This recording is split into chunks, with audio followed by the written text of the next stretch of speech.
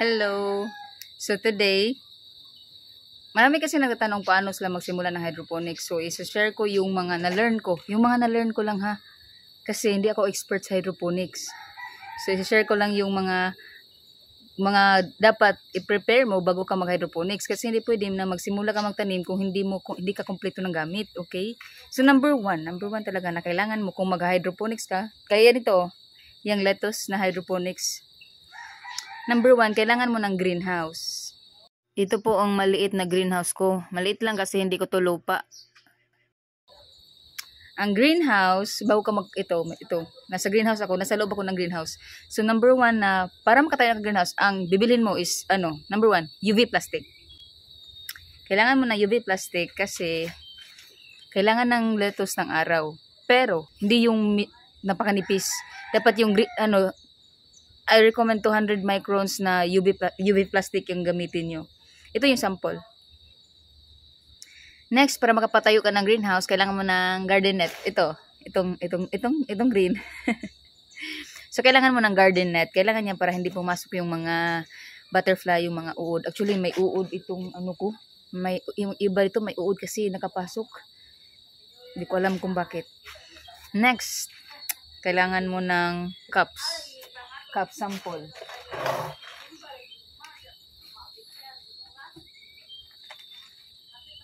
Sample. Kailangan mo tong cups. Dito mo kasi itatanim yung lettuce. Pero yung cups dapat ilagyan mo ng mga ganyan. Ayan, straw, yung mga parang line. Ito. Para lalabas yung ugat.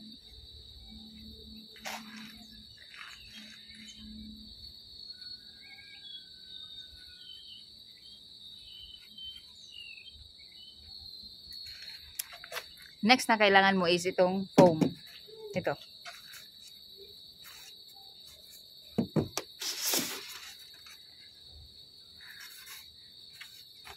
Kailangan mo ng foam. Kailangan mo ng mapagtataniman ng mga lettuce. Actually, yung iba, ginagamit nila yung sa fruits. Maliit na foam ng mga fruits. Pero, kunti lang matatanim mo. Kaya I suggest 2 na box. Next na kailangan mo is water solution. Yan o. Kapag may water solution ka na, ang kailangan mo next is TDS and ppm na reader. Kasi hindi ka pwedeng magtanim lang ng magtanim sa tubig kung wala kang tester. Meron kasi yung required na acidity or required na level ng nutrition na dapat mong ma-reach kapag lettuce. So iba-iba kasi yan kapag lettuce or kapag kaya naman ibang klase ng mga vegetable at tanim mo, meron yung certain na mga level ng acidity or basta malalaman nyo yan sa next video natin. Kailangan mo yan. And next is, pwede na namang wala ito, yung tray. Ako, hindi ko na ito gagamitin next kasi gusto ko direct plant na ako. Like, gusto kong i-direct na yung mga dito, mga seed. So, yan, magtatabas ako dyan, tatabasan yan para lalabas yung mga ugat. The-direct, na ko, sowing, hindi na ako gagamit nito. Kasi nadadamage yung mga seedling. Next is, kailangan mo ng seeds. Napaka-necessary na kailangan mo ng seeds. Itong klase ng seed na ginagamit ko sa aking lettuce is Olmeti.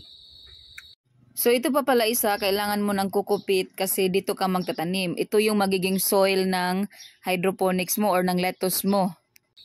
So, hindi ka dapat magsimula kung wala yun lahat. Huwag kang bumili ng seeds kung wala ka pang fix na greenhouse. By the way, sa greenhouse dapat naarawan talaga yung greenhouse mo. At least 6 hours. Kapag ganito nga seed, kailangan mo na at least 6 hours. Or, mas maganda 8 hours, 7 hours or 8 hours na sunlight. Dapat naarawan kasi useless kapag hindi naarawan. May mga tao naman na ayaw ng greenhouse, gusto nila indoor. Kung may space kayo, yung sa loob ka magtatanim ng bahay ng lettuce pero gagamit ka ng grow light. So I think yun lang muna for now. Mga kakailanganin mo sa pagsisimula ng hydroponics. Next video, siguro yung pagtitimpla ng water solution. kailangan mo sila itimpla kasi. Or kahit ano, next video natin. I realize na ano pala, ang next video na lang is yung standard ng greenhouse. Kasi pinaka-basic po talaga, yung greenhouse po dapat talaga yung mauna. So, ang standard na lang ng greenhouse, kasi hindi kasi yan pwede na, basta may greenhouse ka lang, no. So, siguro yung standard ng greenhouse, ang next is, siguro yung pagtatanim. Next is yung paano i-mix yung water solution, and siguro next pa is paano i-prepare ang kokopit. Hindi ka kasi pwede magtanim agad. So marami pa po talaga yung detalye, pero kung gusto nyo, interesado po kayo, mag-upload po ako for those people who are interested in planting ba through hydroponics na pamaagi or way. Thank you. God bless you. Thank you for watching.